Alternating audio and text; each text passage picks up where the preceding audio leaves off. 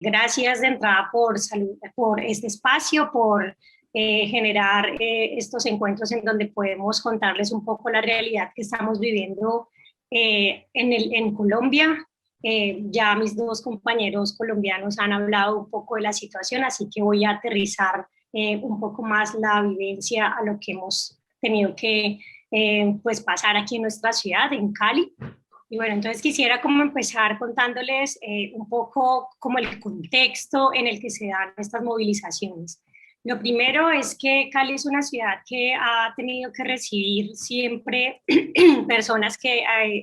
han llegado a la ciudad por parte del Pacífico, del suroccidente colombiano, de territorios que obviamente han sido territorios olvidados por el Estado y que llegan a nuestra ciudad desde la década de los 80 a consolidar pues un proyecto de vida distinto, y eso pues tiene una connotación en donde tenemos un alto porcentaje de comunidades indígenas, comunidades afrodescendientes, y que nosotros pues queremos como poner en contexto lo que implica la ciudadanía caleña para un poco también tener en cuenta por qué hoy Cali es el epicentro de este tipo de manifestaciones sociales.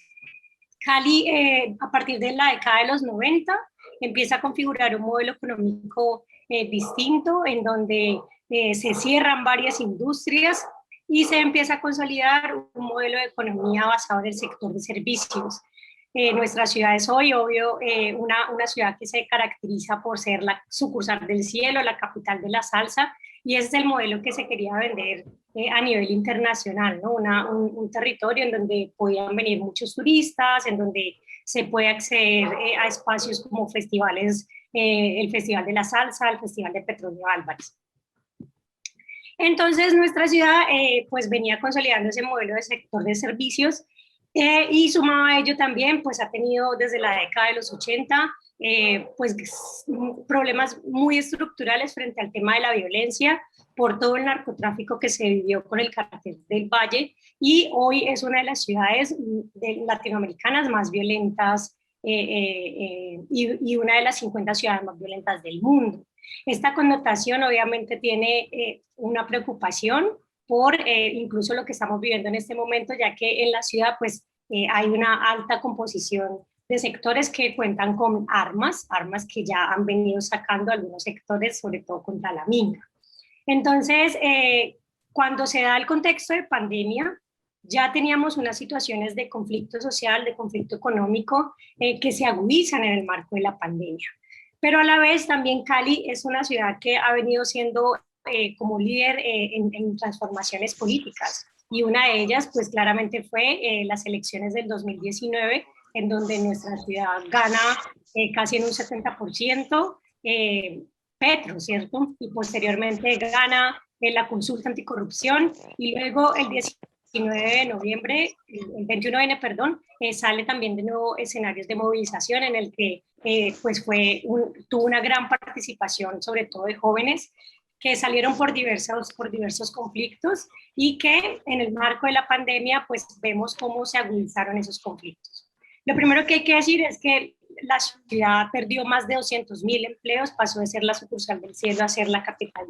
del se vende y se arrienda. Dentro de esos empleos que se pierden, los más afectados son los jóvenes y las mujeres. Los jóvenes aumentan en un 19%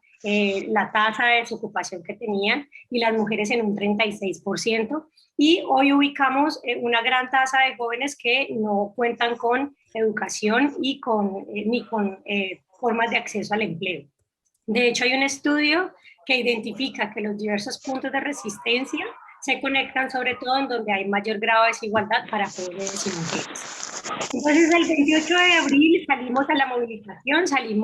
fue una movilización bastante grande, yo creo que fue multitudinaria, muchas personas estuvimos en las calles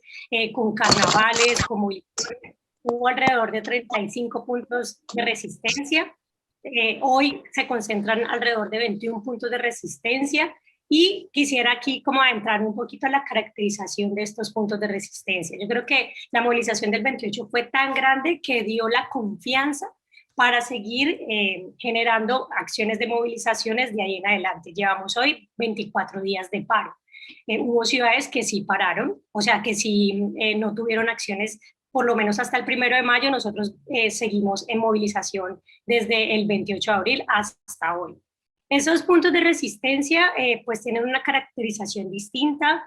Esto fue algo que definitivamente se sale de las manos de las organizaciones sociales, de los movimientos sociales, en donde vemos sobre todo jóvenes, hombres y mujeres que acompañan la primera línea, que están ahí resistiendo en contra del ESMAD, y creo que aquí hay una connotación también distinta, y es que ya Cali, y bueno, yo creo que esto es de todo Colombia, ya veníamos en un proceso de resistencia contra la fuerza pública y la policía. Entonces, estos escenarios de confrontación que se dan son escenarios incluso en los que no hay ningún tipo de miedo frente a los enfrentamientos de la fuerza pública.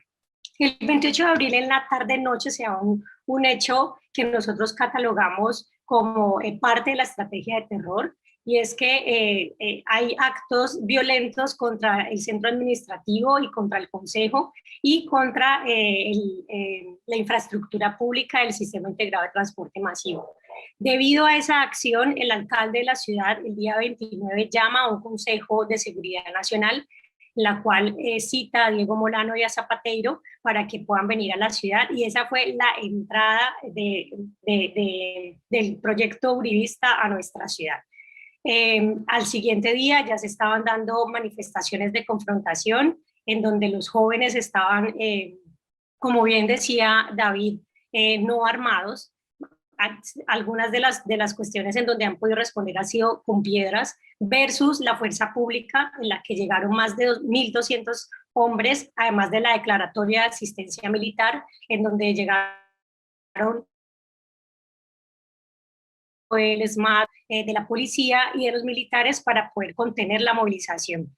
De entrada, las palabras de Diego Molano y de Zapateiro fueron muy desafiantes contra la movilización social, en la que decía incluso Zapateiro que si en 24 horas no resolvía eliminar los bloqueos, renunciaba. Y empezamos a ver casi que al tercer y cuarto día pues ya una confrontación muchísimo más directa por parte de la fuerza pública, en donde pues tuvimos que vivir hechos lamentables como el de Siloé, en donde hubo una masacre al cuarto día de las movilizaciones. Decir de entrada que la actitud desafiante que tiene Zapateiro, que tiene Molano en el territorio, casi que dio libertad a los policías, al GOES y a la ESMAD para disparar de manera directa contra los manifestantes. Eso es algo que nosotros todavía no perdonamos, porque tenemos muchos videos en los que vemos cómo de manera directa la policía le dispara a la primera línea, le dispara a los manifestantes en el territorio, e incluso le dispara a las casas,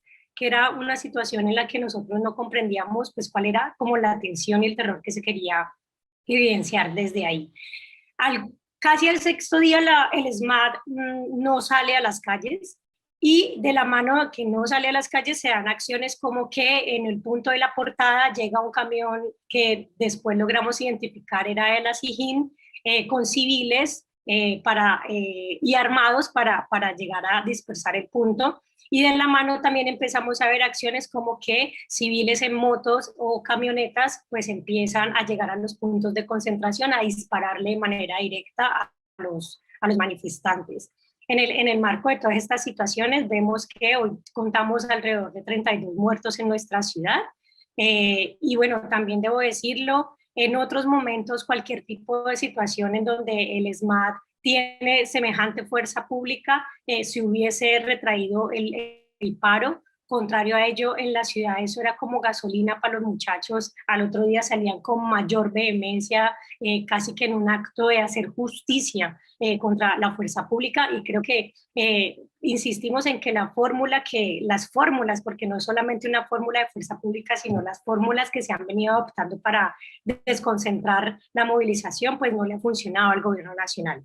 Se sigue sembrando la estrategia de terror por parte de pues, mensajes, videos y demás que llegan a los WhatsApps, y que pues esto de alguna manera pues ha representado como otro tipo de connotaciones en el marco de la movilización. Decirles entonces que hay 21 puntos de resistencia. Dentro de esos 21 puntos de resistencia nos ha tocado hacer un ejercicio muy rápido de intentar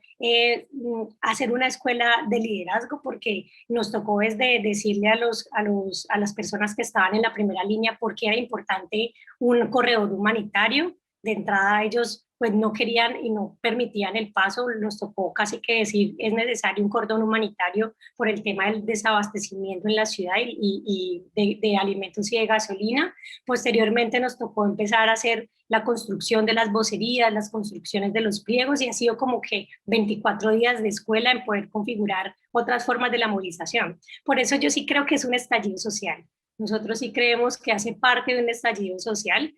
puesto que este tipo de movilizaciones que se han venido gestando en la ciudad, no sé cómo se den en las otras ciudades, pero en la ciudad no están lideradas ni por organizaciones sociales ni por movimientos sociales, sino que hace parte de los liderazgos de los y las jóvenes que están en esos espacios, casi que exponiéndose en muchos de los puntos como carne de cañón, expresiones que uno encuentra en la primera línea como que para morirme de hambre en la casa prefiero morirme aquí dando la lucha por nuestros derechos, o como que me quedo aquí porque tengo efectivamente desayuno, almuerzo y comida. Es entender esto en algo mucho más macro. Y creo que en ese sentido pues nos ha tocado un doble esfuerzo. Nosotros sobre todo lo que hemos hecho es acompañar en cuestiones humanitarias, derechos humanos, garantías de los alimentos en los puntos de concentración, en visibilizar la grave vulneración de derechos humanos. Y cerraría entonces con esto. El día de ayer hubo una comisión de verificación en un almacén en Colombia que se llama de Almacenes Éxito, en la cual hubo un representante a la Cámara y varios medios y Defensoría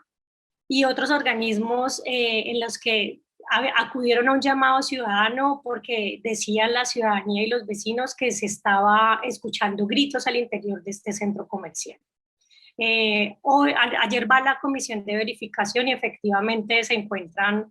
con cosas irregulares al interior de ese punto, de ese almacén, del almacén Éxito, en donde hay sangre en los pisos, en donde hay sangre en las paredes, y un poco lo que la ciudadanía venía denunciando es que, pues, como los policías estaban del ESMAD, estaban ahí cubriendo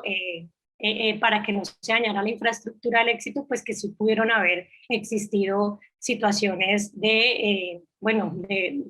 vulneración de derechos humanos en ese espacio. También nos han llegado, y esto hemos intentado resolverlo un poco con la institucionalidad, pero la institucionalidad en Cali ha estado callada, impávida ante toda la situación, es que nos han llegado denuncias frente a fosas que se pudieran estar dando en Mulaló. Y en Cali, pues obviamente tenemos alrededor de 90 personas desaparecidas, y bueno, ya empiezan a llegar algunos videos aguas abajo del río Cauca, en donde se están hallando ya cuerpos de personas de la movilización. Ayer también la Comisión de Derechos Humanos hizo un llamado a las familias de las personas desaparecidas porque se empiezan a encontrar cuerpos sin identificar en medicina legal, y esto es supremamente grave. O sea, los muertos que ya teníamos, que son nuestros muertos que han puesto pues obviamente su vida en este paro, pues empiezan a sumar este tipo de situaciones que son dolorosas, pero que sabemos que en nuestro país se dan y que ya lo hemos vivido en otros momentos, y creo que hoy más que nunca tenemos que empezar a hacer un ejercicio de reparación, de justicia y de verdad frente a estas familias y a estas madres que hoy están llorando a sus hijos. Y creo que también importante pues hacer un análisis un poco más político en función de lo que puede venir sobre el paro, y es que nosotros estamos hoy en una lucha por la vida, porque lamentablemente pues no hay condiciones en la ciudad para seguir ejerciendo la protesta social como se está ejerciendo. Creemos que es importante darle más vida a esas asambleas populares, a esas asambleas barriales, pero sobre todo nos preocupa un poco la estrategia uribista que se pueda configurar a propósito de las elecciones del 2022. Entonces, nuestro llamado un poco a la juventud que está en esos puntos de resistencia es de un repliegue activo, es decir, de seguir generando espacios de movilización que se puedan concentrar más en las marchas, en lo que hemos dado aquí, que ha sido, además esto decirlo con mucha emoción también, porque han sido días dolorosos, pero también días muy esperanzadores, y es que la cultura, el arte, pues se ha logrado